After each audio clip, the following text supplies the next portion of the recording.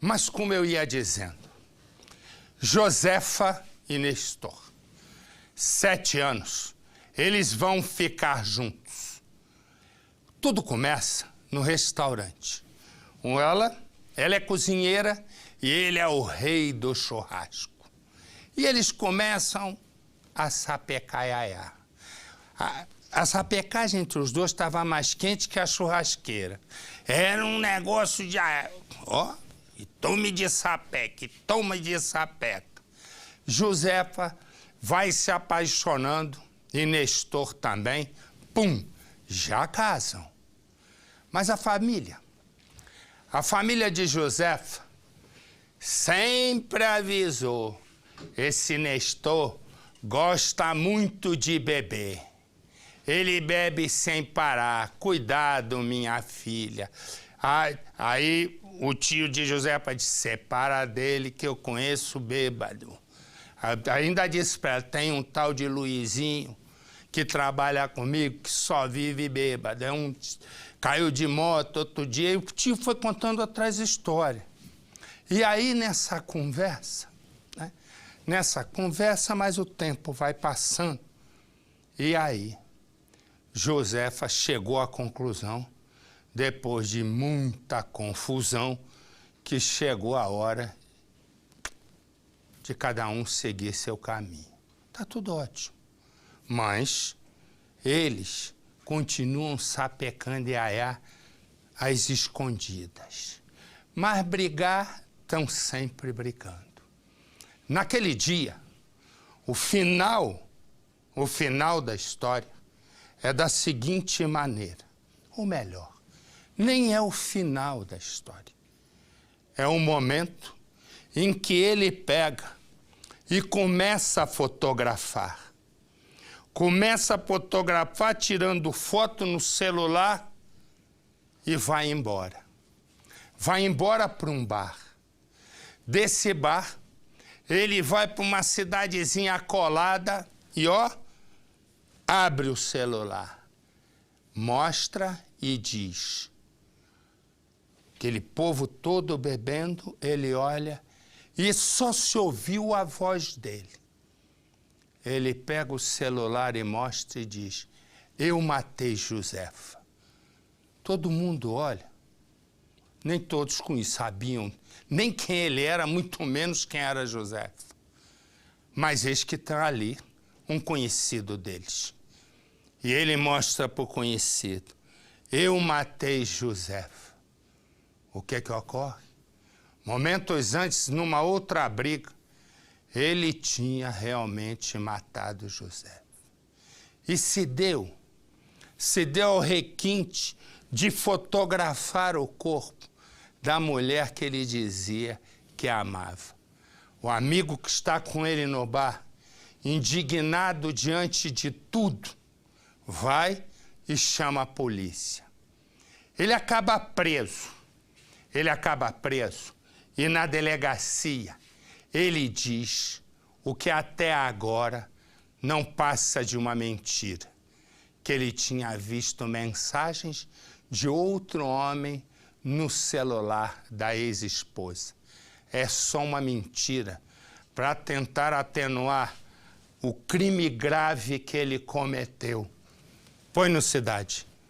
Os dois se conheciam há 7 anos. Se encontraram pela primeira vez em um restaurante onde ambos trabalhavam. Ele como churrasqueiro e ela cozinheira. Começaram um relacionamento, só que sempre muito conturbado. A família pedia para que os dois se afastassem, terminassem esse relacionamento. Porém, ele não aceitava o fim do romance. Por 4 vezes, segundo a família, eles chegaram a se mudar da casa. Ela foi morar com a filha e ele alugou um barracão.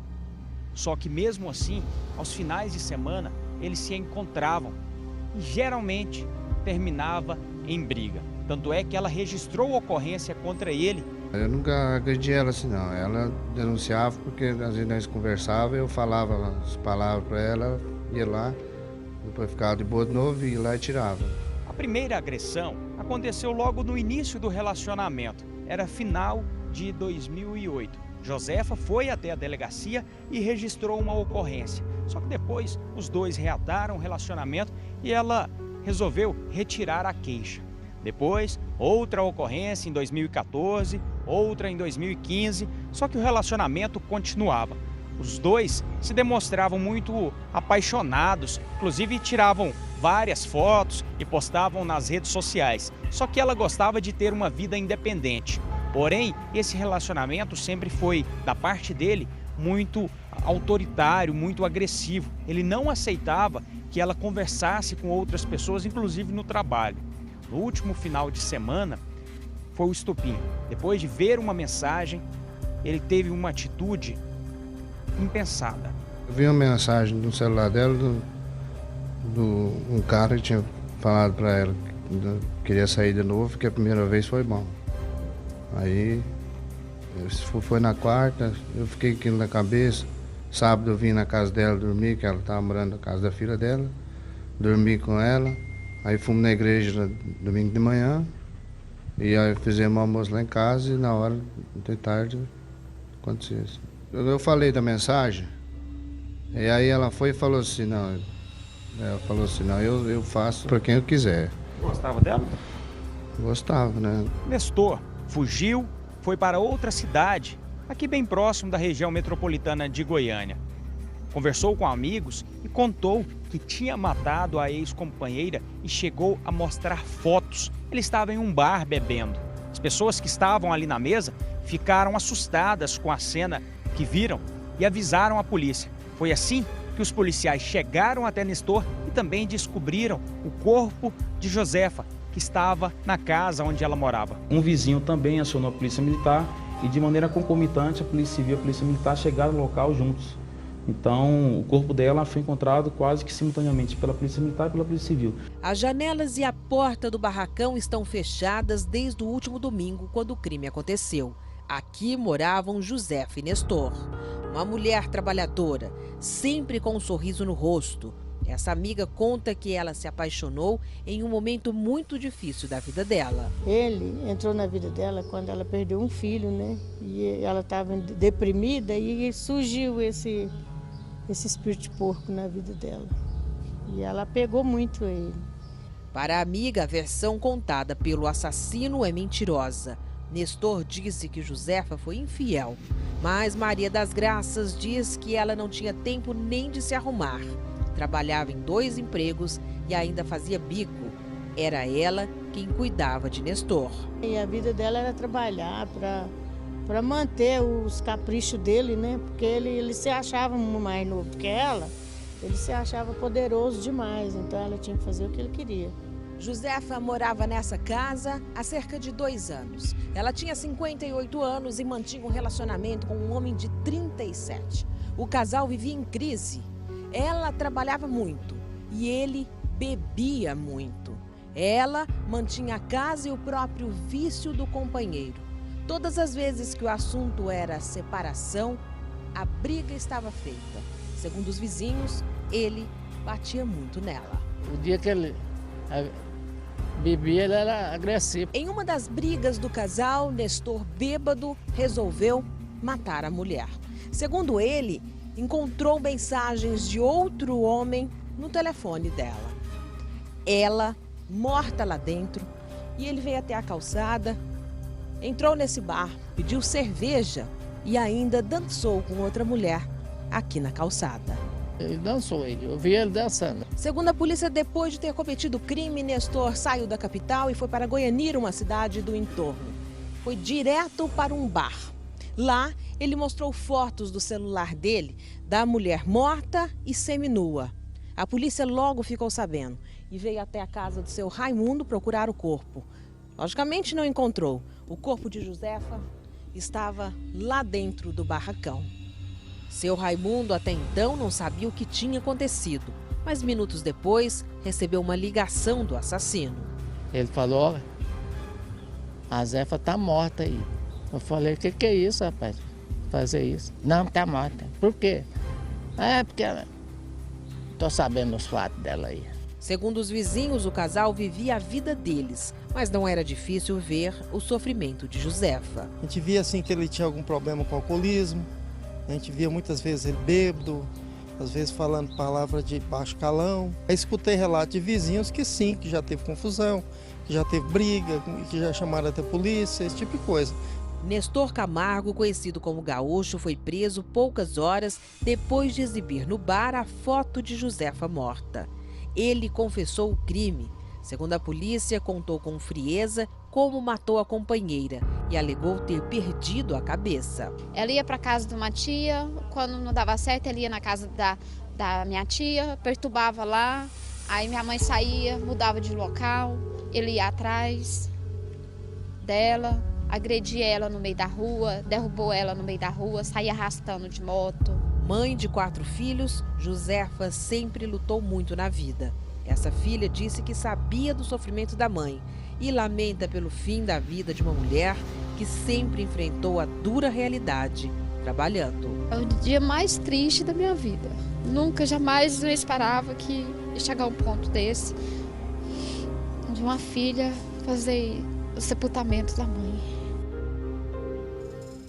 E tem uma coisa que eu não sei se você concorda comigo, que é a seguinte: é inacreditável que depois da mulher morta, depois do que ele fez, a gente ainda aceite que ele se defenda com o argumento de que encontrou no celular da ex-esposa,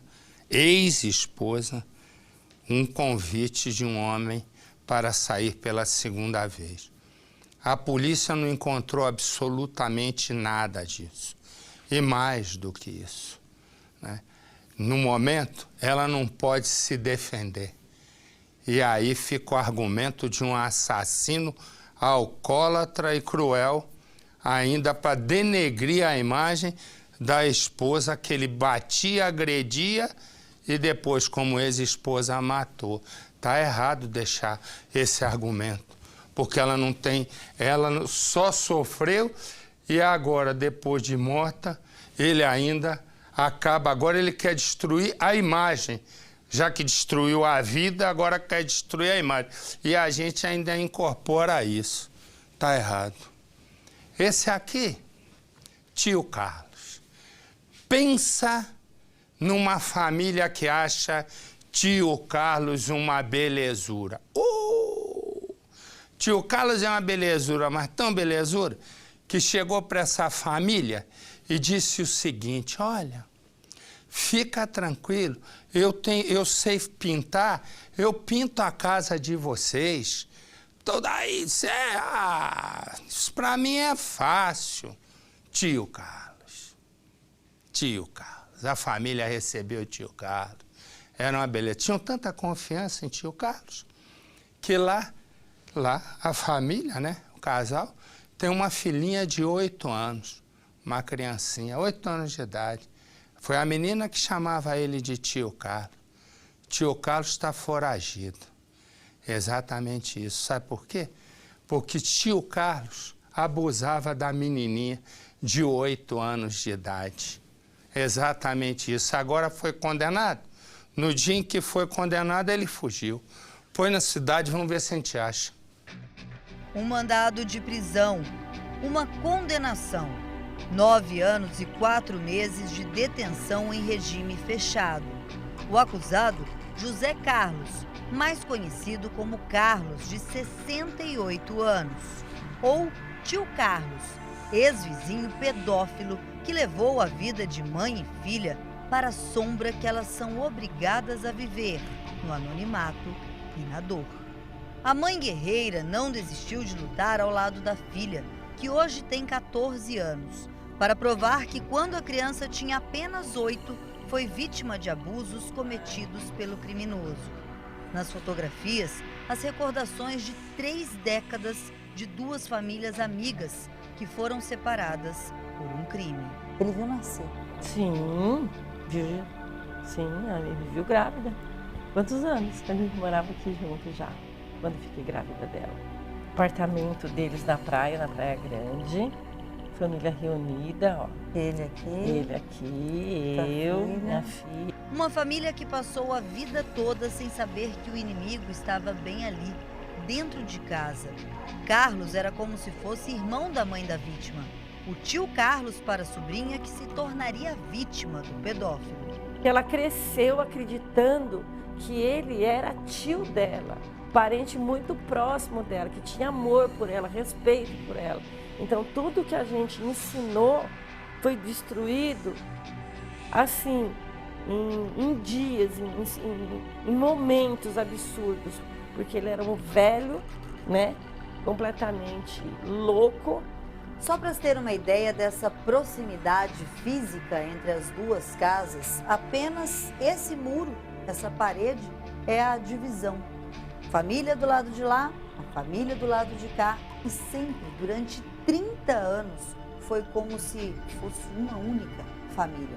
O Carlos sempre do lado de cá e vice-versa. A família da vítima sempre lá também. E tudo só começou a ser descoberto quando a mãe da vítima decidiu fazer uma reforma na casa dela. E durante a obra, foi o Carlos que se ofereceu para ser o pintor. Quando ele começou a trabalhar aqui, a pintar as paredes, a criança, por algumas vezes, ficou sozinha com ele aqui dentro de casa. O tio Carlos era de extrema confiança da mãe da vítima. E exatamente nesses momentos foram as vezes que os abusos aconteceram. E ter entrado dentro da minha casa e ter feito isso com uma menina que ele viu ser gerada, nascer e crescer do lado dele chamando de tio. Ainda até hoje eu não consigo entender porque foi feito comigo e com ela principalmente. A mãe da vítima só descobriu o que a filha sofria quando a menina, que estava com 8 anos, decidiu contar para uma colega 3 anos mais velha. Só que a mãe desta colega é a melhor amiga da mãe da vítima, que não aguentou guardar aquele segredo. Trouxe as duas para um parque para ser um dia em que a confiança fosse tão estabelecida que a criança conseguiria contar tudo o que estava passando. Num dia de sol, num parque, andando de bicicleta, a mãe desta amiga chamou a criança para uma conversa. E a menina vítima revelou tudo o que estava sofrendo. A partir daí, ela telefonou para a mãe da vítima, que veio ao encontro dela. Esse foi o pior dia da minha vida. Eu me senti assim, a minha alma saiu do meu corpo, entendeu? E quando estava acontecendo com a minha filha, foi uma coisa assim, eu não sei explicar, não tenho sentimentos nem palavras para te dizer o que aconteceu. O período da obra na casa da família da criança foi de aproximadamente 15 dias, tempo em que o crime estaria acontecendo. Mas a mãe da menina acha que a filha já sofria os abusos há mais tempo. Eu acho que bem antes já vinha acontecendo alguma coisa, mas o pouco entendimento da criança, né, não sabia, achava que talvez fosse um carinho, alguma coisa assim, entendeu? E depois, com um pouco mais de crescida, de entendimento, que foi perceber que não era uma coisa normal. A mãe da vítima parou de trabalhar para cuidar da filha caçula. Toda a família passou a morar numa imensidão de sofrimento. Olhar para a própria casa e para o imóvel ao lado, onde agora vive outra família, ainda é motivo de muita tristeza. Depois que o crime foi descoberto, a relação entre as famílias passou a não existir mais. Só que o Carlos continuou morando na casa ao lado, mesmo durante o tempo do inquérito policial e da fase judicial. Durante 5 anos, a mãe da vítima lutou com a justiça para que o Carlos fosse condenado. Por 2 vezes, ele chegou a recorrer. E durante esse tempo, Carlos passava por aqui, olhava para as duas como se nada tivesse acontecido. Não sei nem te dizer o que eu senti na hora quando eu estava na sentença, no Palácio da Justiça, que eu estava lá presente, quando o desembargador deu e mandou prender na hora. Infelizmente ele fugiu. No mesmo dia. Ele fugiu no mesmo dia. Foram muitas idas e vindas a delegacias, hospitais especializados, exames delicados, medicamentos fortes, até que os laudos que comprovassem os abusos ficassem prontos. Momentos de muito sofrimento para mãe e filha. A mãe da criança acredita que essas dores foram transformadas em muitas feridas, que ela acredita que nem mesmo o tempo poderá ser capaz de apagar. Enquanto eu não estiver com ele preso atrás das grades, eu não sossego. Isso é o lema da minha vida.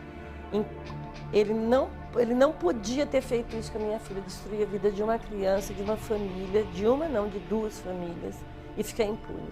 Ele tem que ser preso. Eu vou fazer o que for possível na minha vida para ele ser preso. Vamos ajudar. Se você viu esse homem, se você conhece esse homem, se você sabe onde ele está, ligue. Ligue para o Disque Denúncia. Ligue para a polícia e a sua identidade vai ser mantida no mais absoluto sigilo. Presta atenção bem no rosto dele, né? Por quê? Porque ele é um pedófilo condenado. Abusou de uma criancinha de 8 anos de idade. E a vida, para um sujeito desse na rua, é difícil, né? Por quê? Porque quem o encontra na vizinhança já liga e a identidade vai ser mantida no mais absoluto sigilo. Mas ele tem um problema mais grave para que é de risco de vida. É ele cruzar com bandido. E a essa altura, como tem um monte de gente de bem, que é a maioria vendo, também tem um monte de bandido, né? Nessas biqueiras aí, negócio de ponto de droga. Então, se ele cair, dá uma cruzada para um lugar desse, o tal do tio Carlos não vai ficar, né, para ser testemunha, vai morrer. Então, acho de duas uma. Se alguém viu, entrega, e se ele está vendo, acho melhor ele se entregar. É mais fácil do que vai viver, porque... Corta aqui para mim. Porque daqui a pouco eu vou colocar a cara dele de novo. Se não prender essa semana na outra, eu mostro de novo. 1 hora a casa cai. Olha que moça linda. Essa moça linda, chama-se Vanessa, 23 anos. Ela estava voltando com o irmão da aula, e ela parou o carro na frente da casa da mãe e tal, não sei o quê. E ela ia também pegar o filhinho de 4 anos. Nessa hora, chegam 3 bandidos. Um assalto, ela se assusta, tenta acelerar. Põe a imagem para mim, por favor. Repara, ó. Repara, tá ali a mão do policial mostrando. Os caras vão correr. Repara, ó. Aí você vê, ó, 1, 2, 3. Os 3 correndo, e porque eles estão correndo, eles acabam de matar a moça. Exatamente isso. Põe no Cidade. As imagens de circuito mostram quando a cabeleireira Vanessa de Oliveira Cardoso, de 23 anos, chega de carro. Eram quase 10 horas da noite. Segundos depois, 3 homens se aproximam. Um deles dispara um tiro e eles saem correndo.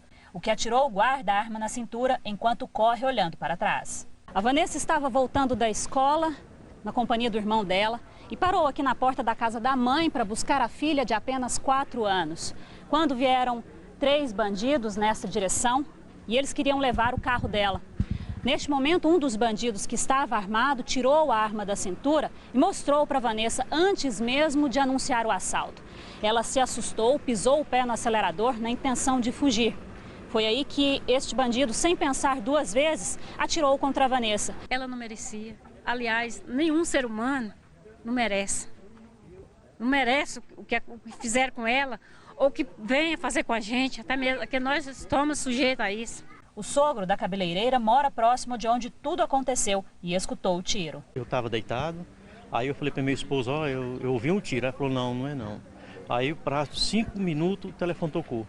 Sobe aqui na rua de cima que a Vanessa foi baleada. Aí nós, desesperados, viemos ver. Aí, felizmente, na hora que nós chegamos no local, ela já tinha perdido sua vida. Segundo ele, a Vanessa era uma pessoa caseira, gostava da família e não tinha inimigos. Apesar disso, já tinha sido vítima de outros assaltos e estava traumatizada. Ela já foi assaltada umas 2 vezes lá no salãozinho dela, que é aqui na rua de cima. Foi assaltada na porta de casa, ela já estava traumatizada. Ela não podia ver o portão aberto um pouquinho, que ela corria e fechava. A jovem era casada há 10 anos e tinha muitos planos. Todos foram interrompidos. Os familiares estão revoltados. Ela estava estudando para ter um futuro melhor. Ela estava sonhando com um futuro melhor. Para crescer, para ser alguém na vida. Nem um psicopata desse.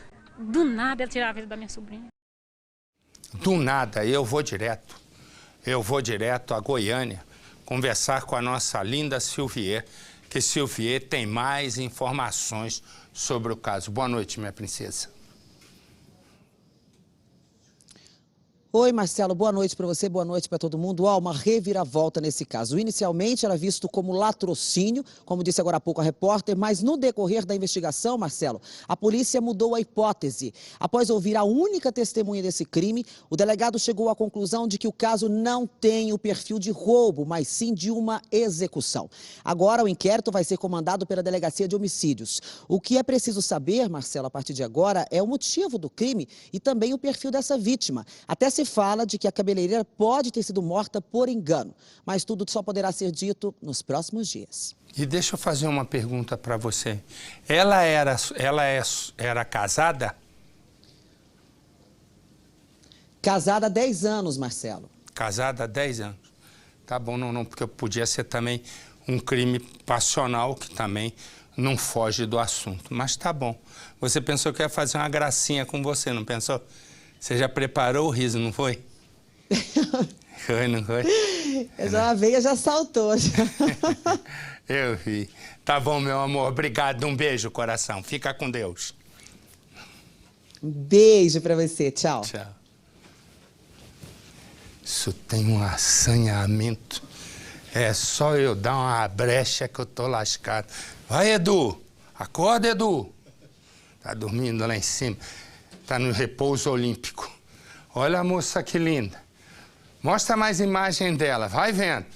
Olha, uma estudante, ela estudava direito, Maiara. Tem mais foto? Mostra outra foto, se tiver. Aqui é a mesma, tem 2. Repara, essa moça bonita, ó. Ó que beleza de moça. 21 anos de idade. Parou de estudar direito. Eu vou mostrar uma imagem dela, você vai lembrar quando eu mostrar a imagem dela agora. Põe a imagem, por favor. Você repara agora, a beleza acabou. A mini saia tá lá e ela agora tá de costas. Repara lá, tá de busanfã para a câmera e quando fica de frente, esquece. O que aconteceu? Você há de lembrar que eu até contei aqui, ela é a traficata. No ano passado ela foi presa. Eu cheguei a mostrar ela aqui, apelidaram ela traficata. Ela foi presa no ano passado no tráfico de drogas, né? Aí a justiça brasileira, que é um amor, a justiça brasileira, tem uma parte da justiça brasileira que gosta de bandido. E a outra parte da justiça brasileira ama bandido. Porque senão ela não teria ficado apenas né, um mês na cadeia. Nem chegou a um mês. Quer dizer, a polícia se esforça, prende, prova que ela está no tráfico de drogas e ela não fica nem um mês na cadeia. E aí qual foi a decisão? A decisão da justiça foi colocar uma tornozeleira eletrônica que, primeiro, não tem para todos os presos, segundo, não funciona muitas das vezes. Aí botou uma tornozeleira eletrônica, ela desapareceu, exatamente, e voltou, segundo informações, para a única atividade que ela sabe fazer, isto é, tráfico de drogas. Agora foi encontrada num apartamento de luxo, né? Num apartamento de luxo, exercendo a atividade que ela gosta. Estava estudando direito. Por que não continuou estudando direito, tendo uma vida normal, não? Aos 21 anos, ela é seduzida pelo crime. Põe no Cidade. Dá só uma olhada no naipe desta moça aqui, ó. Ela é Maiara Borcati, 21 anos de idade. É uma jovem. Já foi presa no ano passado por tráfico de drogas. Foi presa em setembro e no dia 25 do mesmo mês foi liberada com tornozeleira eletrônica. Detalhe, voltou a figurar no mundo do crime. Estava dando apoio a bandidos, traficantes que roubavam caixas eletrônicos, carros e também tráfico de drogas. A Maiara está aqui, ó, à disposição do COP mais uma vez. Trata-se de uma moça muito bonita, ela não quer aparecer, é o direito que ela tem de não mostrar o rosto, mas trata-se de uma moça muito bonita, acima de qualquer suspeita, mas infelizmente usava toda esta beleza para o mundo do crime. Maiara, o que você tem a dizer pra gente? Quer falar alguma coisa? Quer falar nada? Inicialmente ela foi presa por tráfico de drogas e já se havia suspeita dela ajudar a quadrilha nessas ações criminosas e teve o mandado expedido há cerca de 2 meses. Policiais aqui do setor de inteligência conseguiram identificar o apartamento que ela estava residindo no bairro Água Verde, um apartamento chique ali, um bairro nobre, e na hora do almoço conseguiram efetuar a prisão e dar cumprimento ao mandado de prisão aí que ela tem por organização criminosa, por auxílio e participação nesses 29 fatos criminosos que são imputados aí a essa quadrilha aí do Amaral americano, que esse já não está mais entre nós aí, que já acabou falecendo no confronto. Imagina, com todo 21 anos estudando direito, não, preferiu ir para o mundo do crime. É uma entrada. Me dá a imagem, me dá a imagem. Olha a população, abre o áudio. Tomara que morra! Tomara que morra, gente! Vai vendo, tomara que morra. Olha lá, vai você, põe exclusivo, minha filha. Dá trabalho para fazer. Você vai vendo o homem. Olha lá, abre o áudio. Vitor, olha a cabeça dele. Tomara que morra! Tomara que morra, gente! Quem é ele? Você vai vendo quem é ele, corta